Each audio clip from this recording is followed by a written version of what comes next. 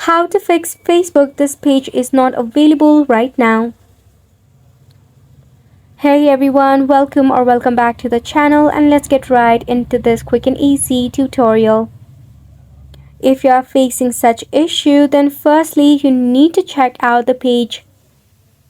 After a couple of seconds, you can give the page a refresh, and if it's still not working, you need to check out for your Wi-Fi connection. If your Wi-Fi is acting up, you can switch into cellular data or toggle on the airplane mode for a couple of minutes. Then you can switch it back off and try it again. If not, there might be some issue regarding the page traffic as well, and not the problem on your end. In that case, you can just wait for a couple of minutes. If the issue still persists, you can press and hold onto your application and head over to App Info. Then click on the Force Stop button and OK.